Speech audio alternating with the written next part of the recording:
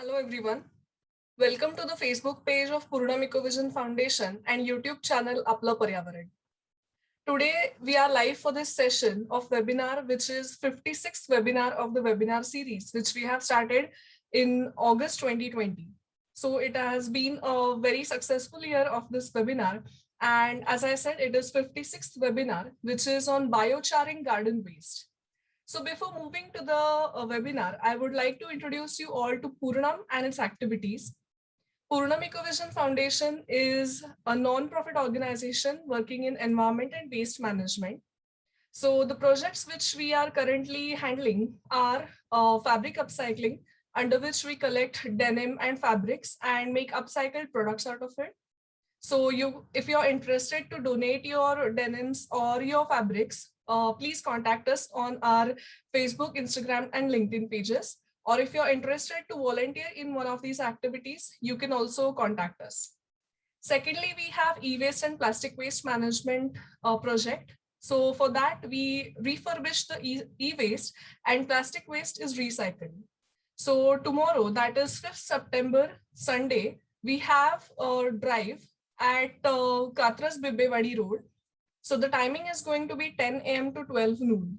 So do donate your e-waste and plastic waste to your nearest center.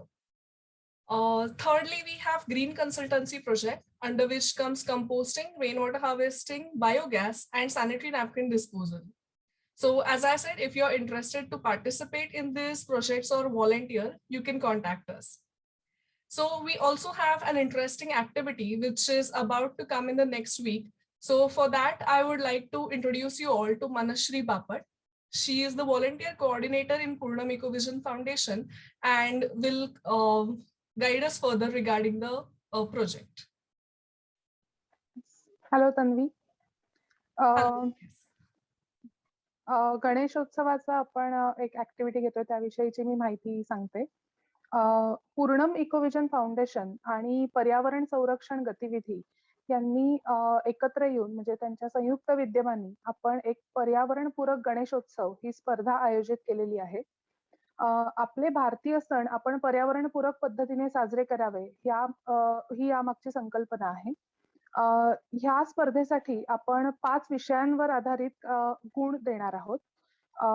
पर्यावरणपूरक गणेश मूर्ती, त्याच्यानंतर गणेश मूर्तीसाठी केलेली पर्यावरणपूरक पद्धतीची सजावट, त्यानंतर गणेश मूर्तीचे पर्यावरणपूरक पद्धतीचे विसर्जन आणि गणेशोत्सवादरम्यान कमीत कमी कचरा निर्माण करण्यासाठी केलेले प्रयत्न आणि कचऱ्याचं केलेलं व्यवस्थापन आणि जो कचरा इथे तयार झालेला आहे त्याचं व्यवस्थापन त्यांनी करणं गरजेचं आहे. निर्माल्याचं व्यवस्थापन करणे. आणि 5वा मुद्दा आहे तो म्हणजे पर्यावरण पूरक गणेशोत्सवाचा प्रसार आणि प्रचार हे त्यांनी विविध मार्गांनी किंवा विविध मार्गांनी तो प्रसार करावा आणि सर्वांना पर्यावरणपूरक पद्धतीनेच गणेशोत्सव साजरा करावा यासाठी त्याचं प्रमोशन करणं हे 5 आपण क्रायटेरियाज ठेवलेले आहेत मार्क्स देण्यासाठी. सर्व पुणेकरांना मी विनंती करेन पूर्णमतर्फे की अधिकाधिक ह्या आपल्या गणेशोत्सवाच्या स्पर्धेमध्ये सर्वांनी पार्टिसिपेट करावं आणि या वर्षीचा गणेशोत्सव हा एक आगळ्या वेगळ्या पद्धतीने म्हणजेच पर्यावरणपूरक पद्धतीने सर्वांनी साजरा करावा. धन्यवाद. Sure. Thank you, Manashri. So as she has rightly mentioned, we appeal you all to celebrate this Ganeshotsav in eco-friendly way. So you can refer the flyers for e-waste and plastic waste management collection drive, as well as the eco-friendly Ganeshotsav flyer. We have already released these flyers on our social media platforms. So you can refer these for further details. Commencing towards our today's session, which is on Biocharring Garden Waste, we have with us Priyadarshini Karve ma'am. And to introduce her, I would request Rajesh Manirikar sir to come and tell us about her and her activities.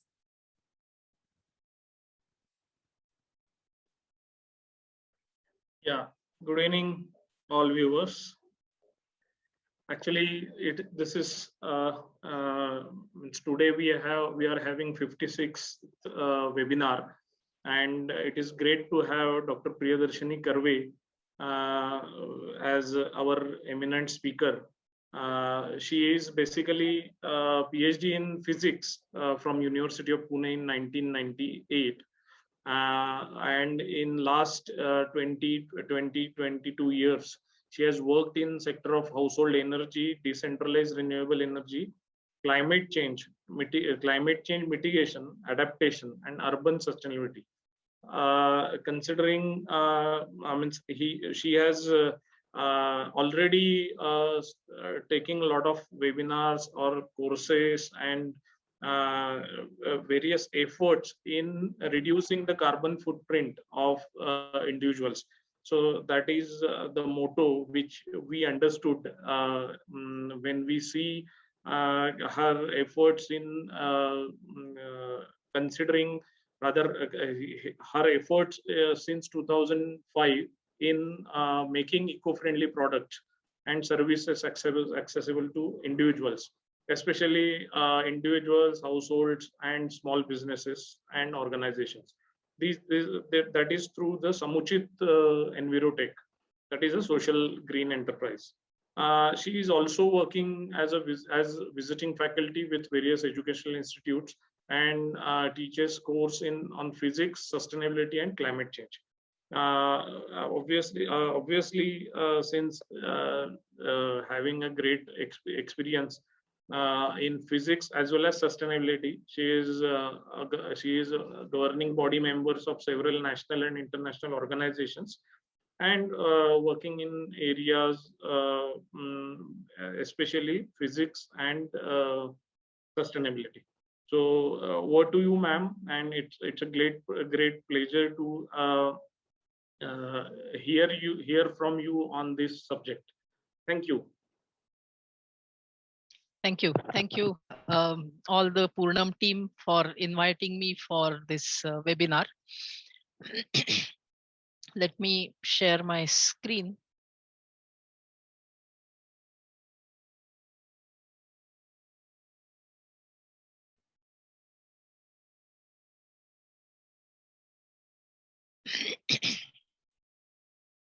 Okay, I hope it's visible. Yes. Yeah. So I'm going to talk about basically managing garden waste in the urban context, but with a process called biocharring, which many people may not be aware of. Typically, garden waste management, people only think about composting, but this is an alternative process. And moreover, this has a very crucial role to play now in the view of the climate crisis that we are facing today. So I'm going to start actually from that aspect. I will talk a bit about the context of where I am coming from, and then I'll talk about what this technology is and what are the possibilities around this in an urban setting. So we all know that today we are facing a climate crisis, and it is primarily because of our use of fossil fuels, coal, petroleum, and petroleum products. Now, actually, whether you are accessing, using, or disposing of the waste around fossil fuels and fossil fuel based products, there are a number of environmental challenges which arise from that.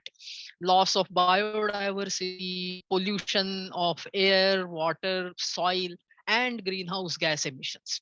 So basically, our excessive use of fossil fuels over the last 300 years or so across the world has been having a diverse impact on our ecosystems, on the planetary resources as a whole.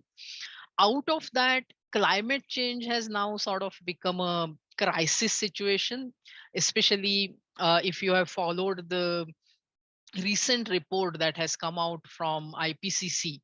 It has given a sort of a code red warning to humanity, that we have a window of about 8 to 10 years now, in which we should be shifting away from fossil fuels altogether, and moving to an entirely different kind of an energy system.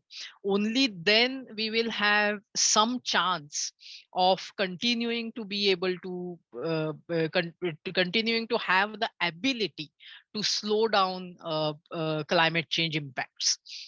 So that's the kind of a situation that we are in right now.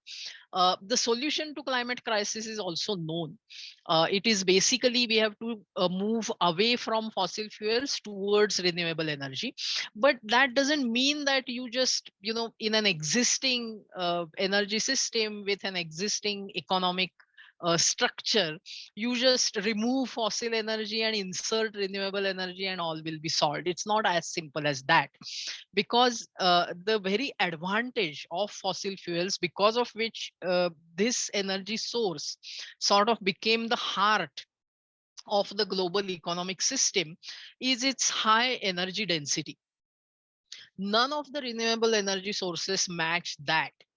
And therefore, the kind of energy services that we are sort of taking for granted from fossil fuels are no longer possible if we are going to move towards renewable energy. And therefore, our entire outlook towards how we use energy and what we do with energy needs to change. So I'm not going to go into the details of that here today, but basically this is a three-step formula that we have to follow. First, we have to rationalize our energy use and reduce our energy demand. Some of the luxuries that we enjoy today will have to be give up.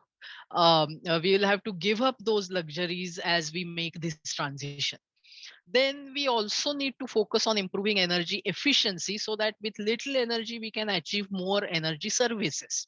And then with that framework, we will have a clear idea of what is the amount of energy that we really need. And then we replace that with various renewable energy sources. Now, if you have followed the discussion around renewable energy, so far it has focused primarily on electricity generation. We talk about solar, wind, and so on and so forth. And even at a national level, the policies are also, recently there was a news report that we have increased our renewable based electricity generation capacity and so on and so forth. However, interestingly, if you look at our total energy use, in that just about 15% is in the form of electricity. Rest of it is directly in the form of fuels. We use petrol, diesel, gas, and even mineral coal is used as an industrial fuel. So if we are going to move towards a fossil fuel free economy, then we need to have serious conversations around how do we replace these fuels. Now, one aspect of it is many of the things that are done by fuels can be done by electricity, and then we make electricity by using renewables. But that conversion is not easy for everything and anything. We are today talking about vehicles, for example, where the technology is mature enough that instead of petrol vehicle, we can think about electric vehicles. But there are many industrial processes where fuels still rule and cannot be easily replaced by electricity. So if we want to shift to a renewable energy system, it's not just about producing electricity. We also need to find some alternatives for fossil fuels. And that is where biomass comes into picture, because chemically biomass in fact is the precursor of fossil fuels. It's the dead biomass which got buried under the earth's surface, and that is how coal and petroleum were formed. So naturally we can find alternatives to solid, liquid, and gaseous fossil fuels from biomass. The technologies are already available. The other interesting aspect of this is that the advantage of fuels represent stored energy. So if you are going to produce electricity and you want to use it, you also need an electricity storage system, which is a technology challenge in itself. Whereas fuel in itself is a stored energy which you put in a machine and convert it into heat, electricity, mechanical energy as and when you require. So that is also another reason why we still need some kind of a fuel. And biomass currently seems to be the only feasible, realistic alternative for which technologies are already there.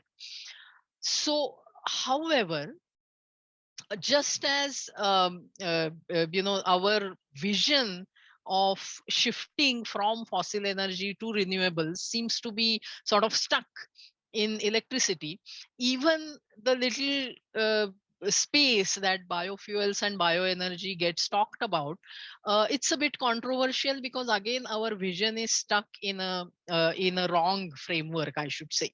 Because people are talking about grow sugarcane, make alcohol, have plantations of jatropha, harvest oil seeds, and then get biodiesel, which means that there seems to be a sort of a belief that you need to grow a particular type of biomass in order to get a type of fuel that you need. This in itself is a very limiting and wrong assumption, and it has unfortunately made biofuels very controversial, because especially in the context of India, where we have such a huge population, food security is always going to be a challenge. And therefore, whatever cultivable land we have, should we be using for growing food, or should we sacrifice some of that to grow fuel? That has been always a debate. Also, if you want to extract from wild species, or from forest, if you want to extract biomass for energy generation, we just cannot maintain the forest cover. However, as I said, these are all wrong assumptions and are unnecessarily limiting biofuels. Actually, the answer is staring at us in a way, because while all of this debate and controversies happen, at the same time we also have this problem of what to do with organic waste, especially in the agricultural context. We have all seen how in North India, farmers burning agricultural waste is causing Delhi to come to a standstill. So there are all those conversations also happening. Now, any agricultural system, any cultivation system is harvesting solar energy, and about 20 to 30% of that biomass is your actual produce, that for which you are doing farming. Rest of it is organic waste. And there is this huge problem as to what to do with it, because farmers need to clear their land quickly for their next plantation. Even the organic produce, you have to process it, and in that process also some more different type of organic waste is generated. So there is a wide variety of organic waste being generated all over the country, and everybody is facing a challenge as to how to deal with it, when actually technologies do exist for converting any type of biomass, any type of organic material to any type of biofuel, whether solid, liquid, or gaseous. And there is a bonus in this process, because chemically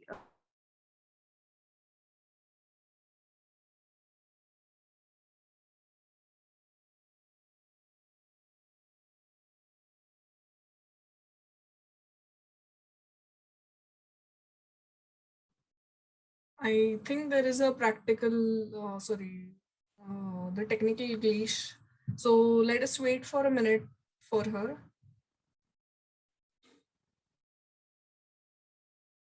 Let her know that there is a technical problem.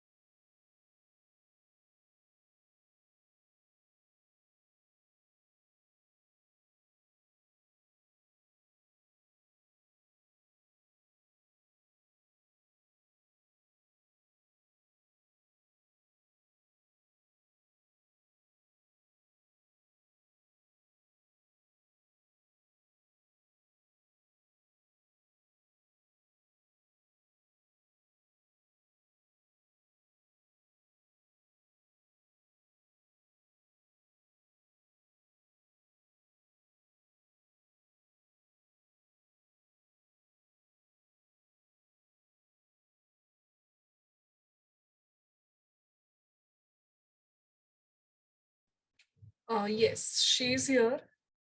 Sorry for the technical problems.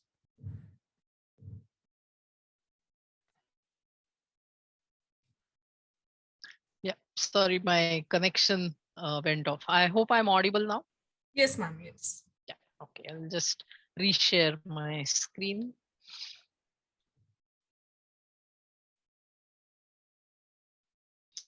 So as I was saying that any type of organic waste can be converted to solid, liquid, gaseous biofuels.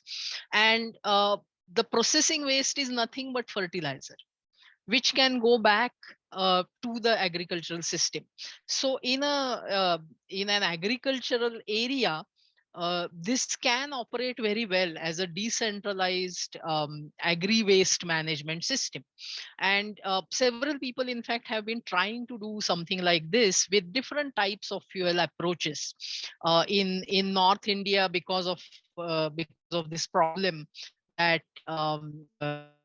the burning of agricultural waste, basically paddy waste, is causing to Delhi and surrounding areas. But it can go much beyond that also. There are many interesting opportunities and possibilities around this. So in a way, I mentioned in the energy side of it is sort of caught into a wrong mindset. To a large extent, the waste management community also is largely caught into a wrong mindset, because this is the most popular way of dealing with organic waste. Even those people who are currently trying to do it in a rural setting, or you think about the urban organic waste management system that is typically prevalent right now. You have some way of aggregating waste from various locations, bring it to a factory like setup where you process it into either compost or biofuel or even generate electricity. And then the users are also in some other location, so you have to distribute those products also ultimately to the users. So if you look at this total picture, typically people focus only on this factory which is operating here and call this waste to energy or waste to fuel or but if you look at this total system and do the energy calculation, there is a huge amount of diesel being burned to collect all this waste and bring it to that processing unit. And then if it is electricity, it is flowing through wires and there are transmission and distribution losses. But whether it is compost or biofuel, it could be biomass briquettes or something like that, that is still loaded on diesel burning trucks and then taken to its end user point. So if you take into account all that energy that is spent, these are no way, these are consuming more energy than the amount of energy that is going to be produced at the end of this. So this is not the right way of dealing with organic waste, which is spread all over the country. What we need is something which is extremely decentralized in local pockets, whether it is a dry or low moisture organic waste or wet or high moisture organic waste. There are various very nice decentralized technology options available. You can convert this so-called organic waste into really sellable and your users will be in neighborhood. If this is how this is envisaged, so it could be at a village level, and in the context of a city it could be at a single household level, it could be at a gated community level, it could be at the most at municipal ward level. Even city level organic waste collection and processing is too energy wasteful. It cannot, it no waste should leave a municipal ward at the most. That has to be the basic principle in organic or in general urban waste. management, and particularly with organic waste management, that is definitely possible and feasible. So that has to be the vision, and this will then lead to locally allow people to replace their use with biofuel use in a very environment friendly way. So this addresses the climate change impact and it solves the waste management problem. So this is the kind of an approach that is needed, and that's the context in which we have to look at this. Now this is a huge potential because we are generating about 800 million tons of agricultural waste, which is just going up in smoke today. And urban organic waste, actually this may be an underestimate, about let's say 200 million tons.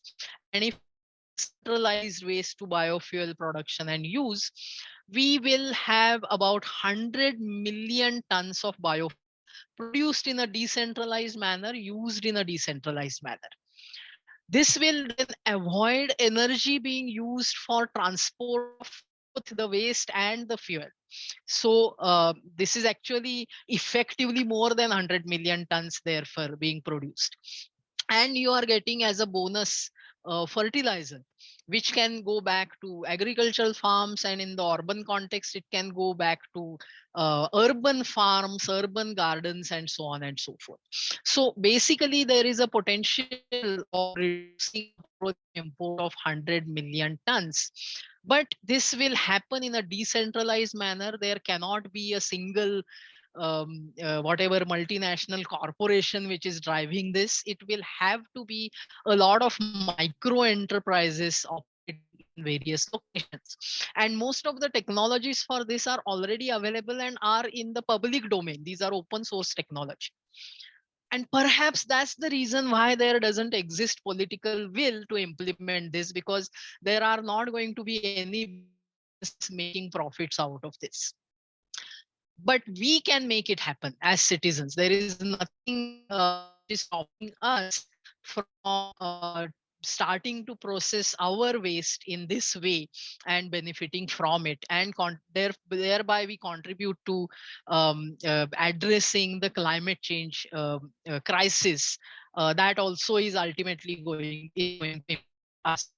There are other advantages. You avoid burning, therefore air pollution, reduce the overall contribution to climate change, local energy entrepreneurship, local income generation, and local energy security.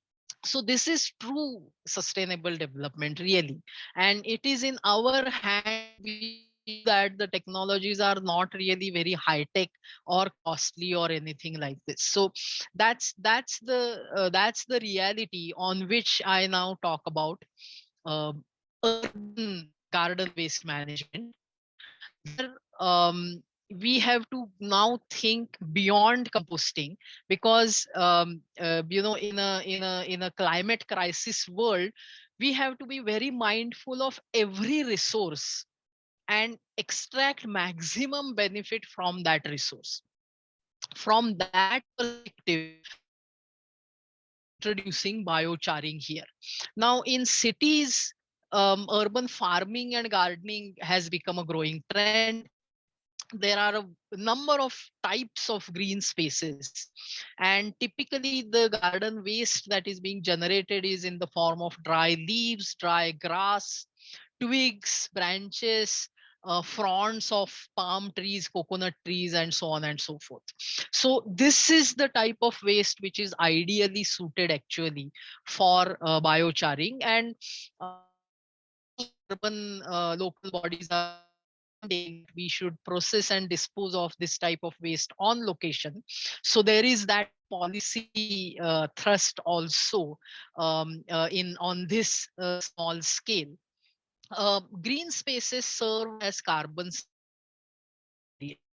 And if we manage the organic waste also in a climate friendly way, then we enhance that carbon sink function that green space is delivering. If we don't do that, then we actually take away some of the benefits of that carbon sink. So urban garden waste management therefore can or has to be carbon neutral or carbon negative. Now, when it comes to composting, in composting, what happens is you allow all the carbon to go up as carbon dioxide and leave behind only the mineral part of the biomass, which then gets used as a substitute for chemical fertilizers. So this is carbon neutral at best. But with biochar, you have the potential of going carbon negative, because in biocharring, what you do is you convert your biomass into charcoal, and then you do certain things with it, which for the avenues or some of the approaches, it will remain as inert carbon for thousands of years. So basically, the carbon dioxide which the plant has taken from the atmosphere, you have sort of captured that carbon in the form of solid carbon. And if you are keeping it as solid carbon, then you are doing carbon sequestration. People are now talking about millions of dollars of worth of technologies for carbon capture and storage, and you already have this very, very simple and cheap technology for carbon capture and storage.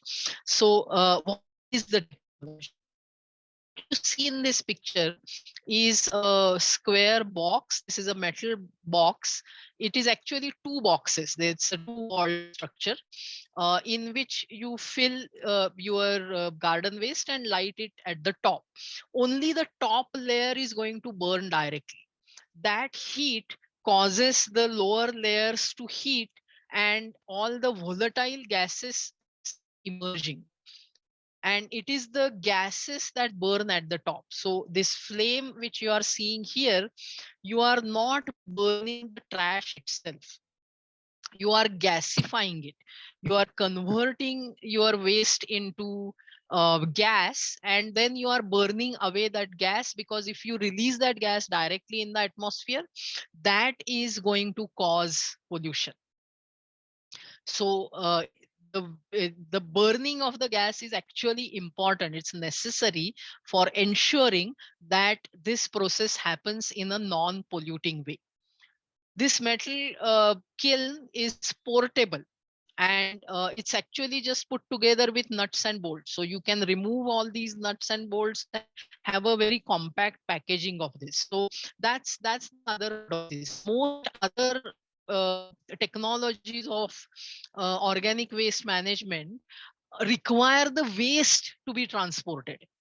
Here we take the kilns to where the waste is available. If you want to manage your own garden, if you have a little patch of garden and it's producing just a small amount of waste, then you can go for this smaller system, which is basically a gasifier cook stove. You can even put a pot on it and heat water or do some cooking. So you can manage all your garden waste in this. Now, what happens in this case is, as the heat sort of travels down, it is removing all the volatile hydrocarbons which you are burning off at the top. Ultimately, once all the volatiles are gone, nearly your inert solid carbon is what is left behind. If your feedstock is in the form of woody biomass, like branches or bamboo or something like that, then you will get chunky charcoal, just like you get it in a traditional way. But if your feedstock is dry leaves or grasses or weeds, then you get powdery char material. So depending on what your starting material is, you are going to get different types of char. This we call renewable charcoal, because the waste biomass is being generated on a daily basis.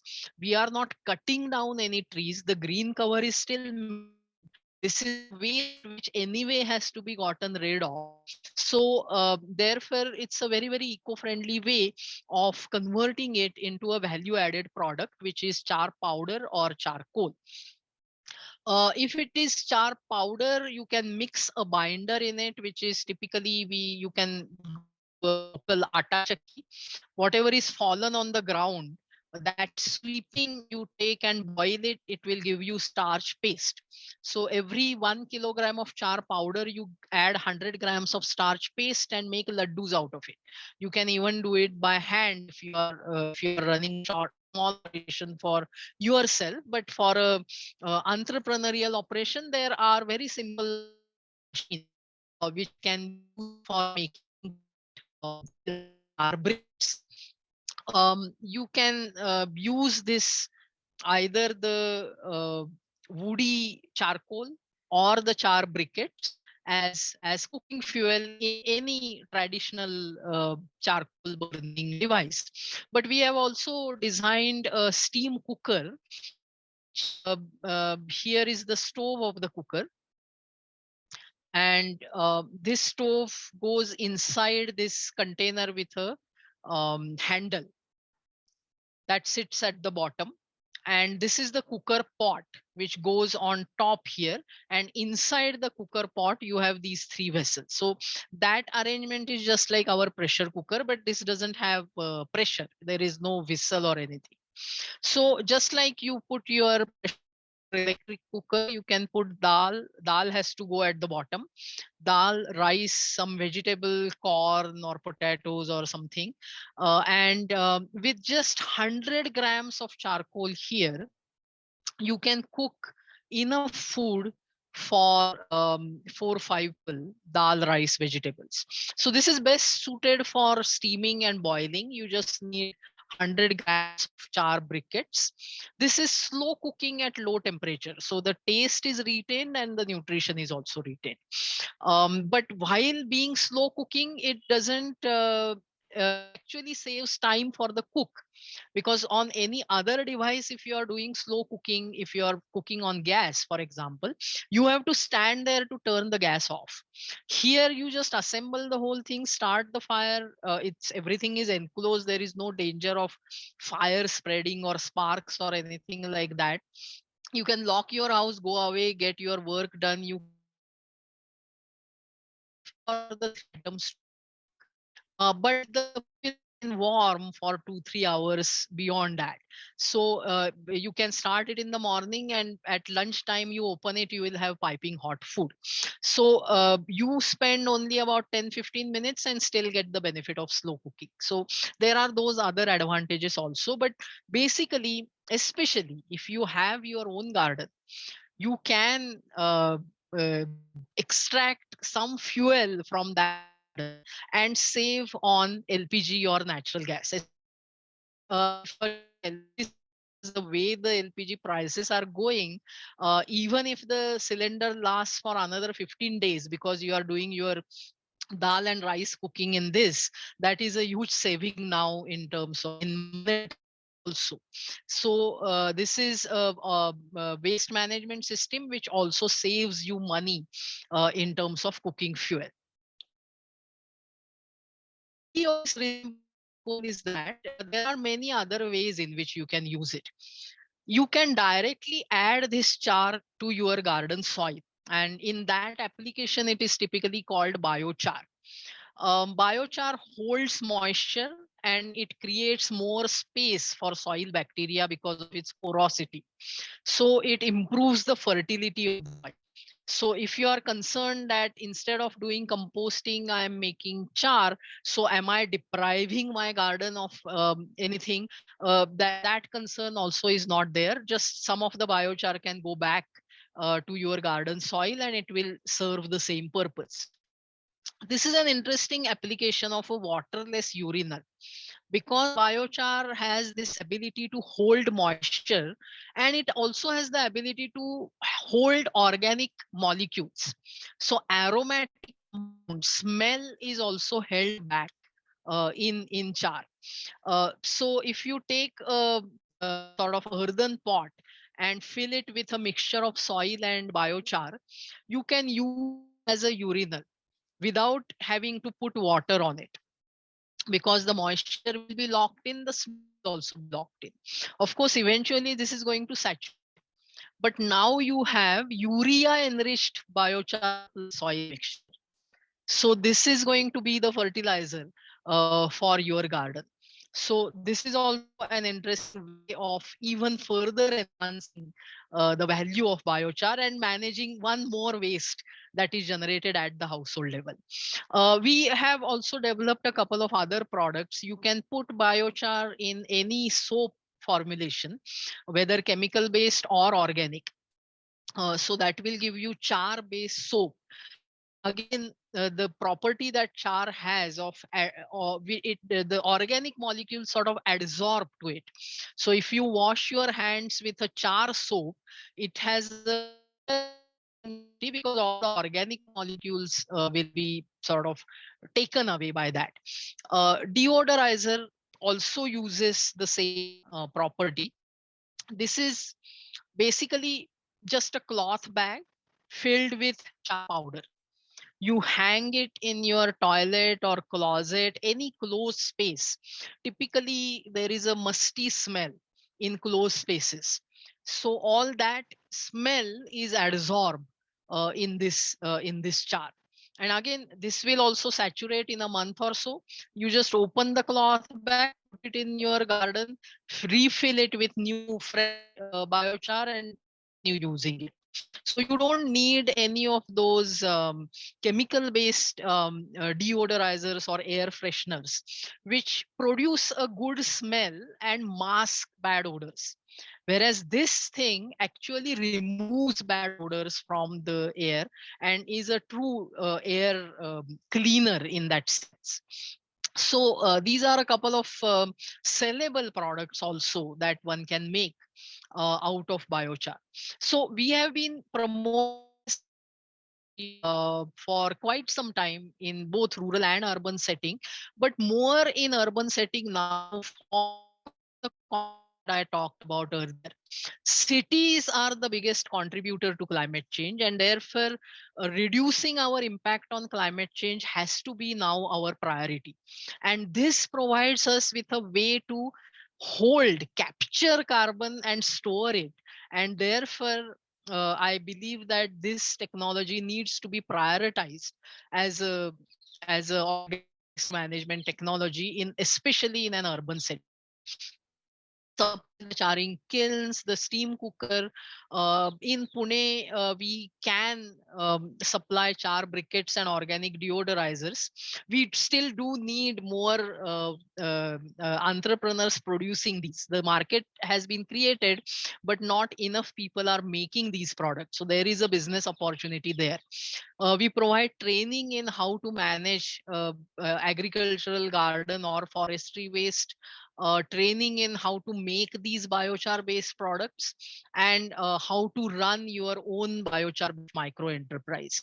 All this technology setup that I have developed is open source.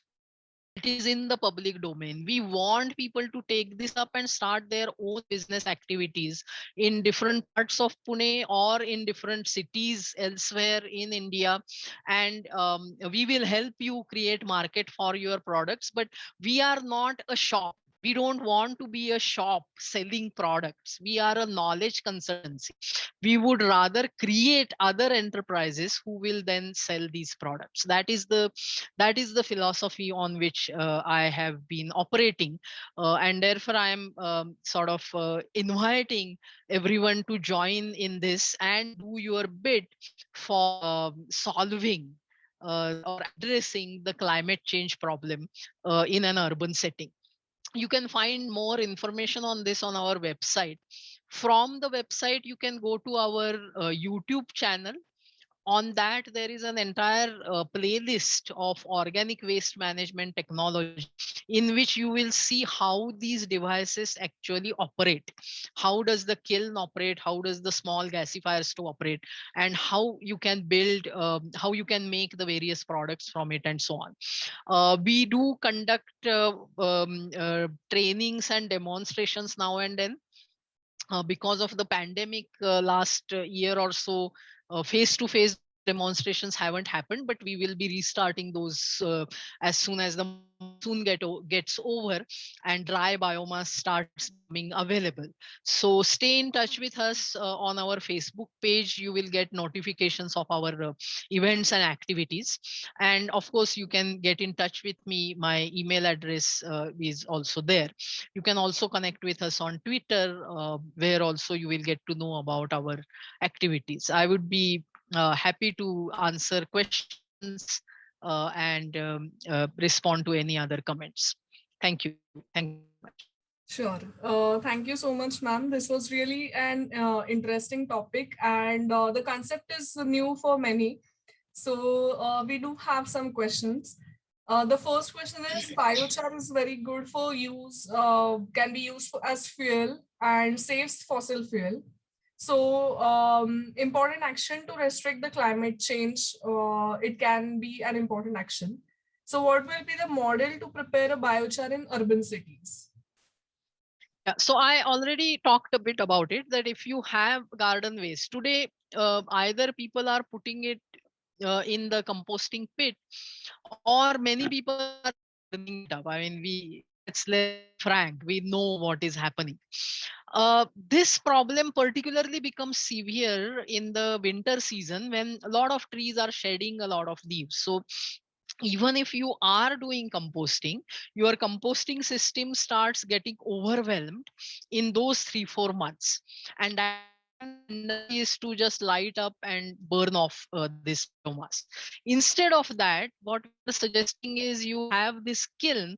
The kiln basically folds up and it can sit in some cupboard through the monsoon season, and when the winter comes and trees start shedding, you can pull it out, assemble it, and whatever waste. So every week you can just keep collecting those items, and Sunday can be a good family activity. It's a very simple process actually.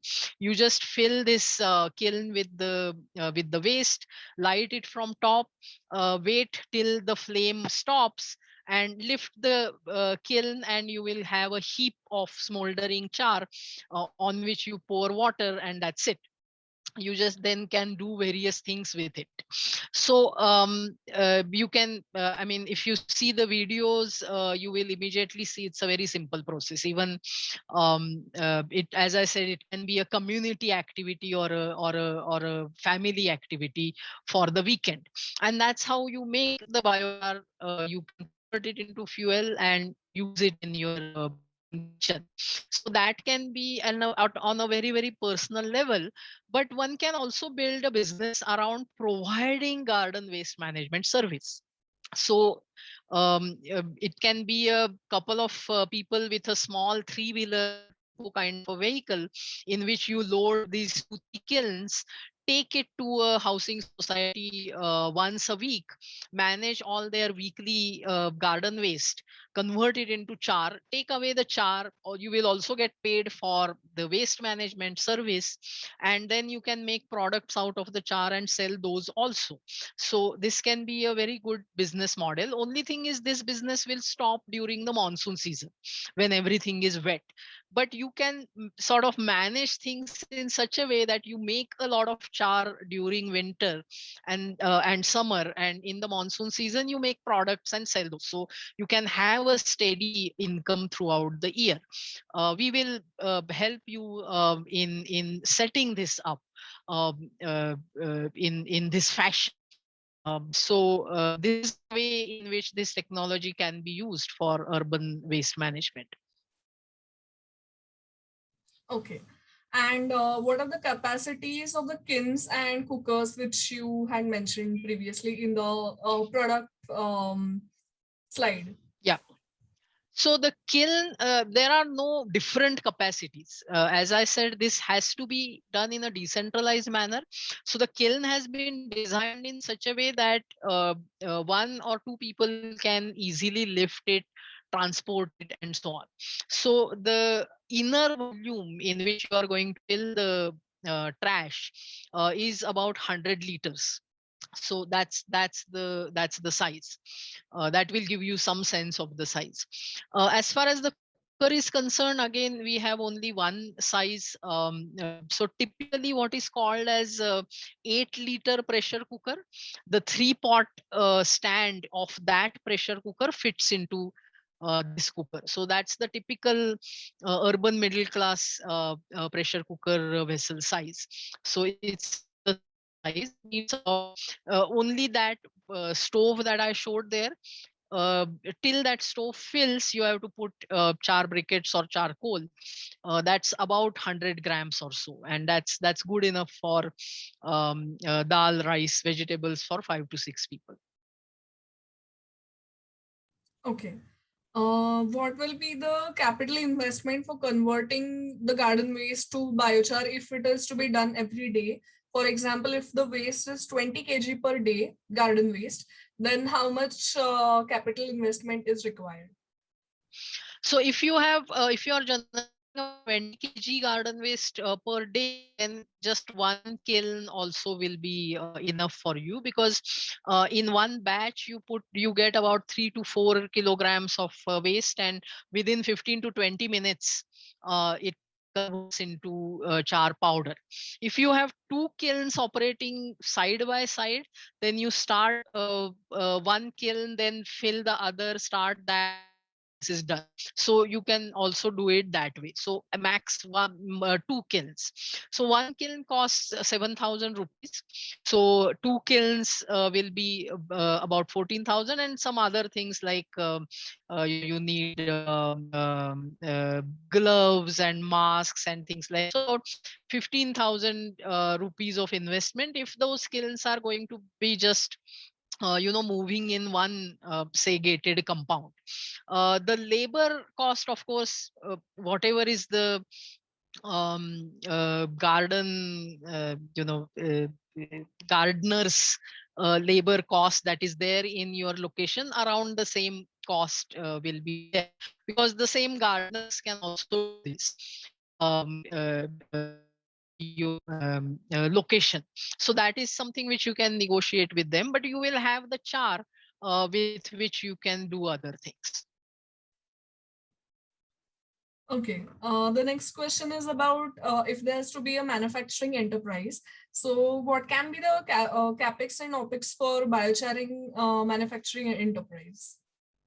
So for manufacturing enterprise also, you can start with just, and to transport those two kilns, initially you can even take those in an auto rickshaw. You don't have to invest in a vehicle, or if you have a small car, even in a passenger in you can take these kilns, because as I told you, it's all foldable. So basic investment is then just about those 15 to max 20,000. You will spend something on marketing, advertising, and so on, and that will get you started. And then as new business opportunities start coming in, you can slowly add on to that, increase your number of kilns, increase your number of people operating those kilns, and so on and so forth. But initially this business can be started off with just about 20,000 rupees. Okay. The next question is about training. So how do people join the training sessions? If you want to start a business, we will do hand holding, and we will find a first client for you, and then on that client location itself we will train. So that's a very one-on-one sort of hand holding kind of a thing. But as I said, we do occasionally organize demonstrations and basic training sessions for those who want to do it for their own garden on their own. So well, be on the lookout on our Facebook page or Twitter handle, and you will get to know when we organize the next event. But as I said, right now in the monsoon season, nothing is going to happen. Post October, we will start doing these sessions. This is typically a half-day session where we will show you how to make char and also how you can use the char in various applications. Yes. The last question is about career opportunities. So you had already mentioned about the entrepreneurship opportunities in the slides as well as in the discussion. So what all can be the career opportunities for students or those who are ready to start a new business or entrepreneurship? So what can be the opportunities? So one opportunity obviously is, as I said, you invest in a couple of kilns and go around giving this service to people, and then also create a marketing or market for the biochar products. That part is easy in Pune city because we are already there. We have created the market. Anybody who wants to start this business activity, we are in fact buying all the products initially. So as to get you started. In other cities we don't have that kind of a base, but we will we can do events, orientations there to create business for you. So definitely, I mean, that entrepreneurial opportunity is there if you are willing to put in the hard work. It's not work out if you are thinking that you can drive this entirely through some employed people. At least initially you will have to start doing this yourself. You will have to stand there and start making char yourself. That will also give you better insights into how this operates, and you can, because there's a bit of a skill involved as to understand how to fill the kiln with different types of biomass waste, for example. So getting that hands-on experience yourself is very important. So I'm particularly mentioning this point because many people have this barrier that how am I going to handle waste and make charcoal of all the things. But you have to sort of keep that aside. Think of this as yourself as a climate warrior, because that's exactly what you are doing there. And get into the field and start doing it, and only when the work goes beyond your capacity, then you start hiring people. But if you are part of the team which is operating the system, you will also get the right kind of people working with you, and the whole thing will then go smoothly. Okay. Yes. So I think we have given satisfactory answers to the questions. For the time being, we'll consider only these questions, but the viewers can keep commenting their questions in the comment section under the video, and we will convey your questions to Karve ma'am, and she'll be eager to answer all the questions. So thank you so much, Karve ma'am, for sparing your valuable time and associating with Purnamiko Vision Foundation. It was really an interesting session, and we got to know very new facts about how we can use our garden waste to for a good cause. So thank you so much, ma'am. Thanks a lot. Thank you to all the viewers. Yes. Thank you to all the viewers for watching patiently. And as we have mentioned in the beginning, you can participate in the e-waste and plastic waste management drive, which is tomorrow, 10 a.m. to 12 noon, as well as also participate in the eco-friendly Ganesh Utsav, as we have already mentioned about the flyers and the activity. So yes, thank you so much. We are going to continue these sessions every Saturday, 4:30 to 5:30 p.m. So keep watching the videos and keep supporting us. Thank you, everyone. Have a good evening. Thank you, ma'am. Thank you.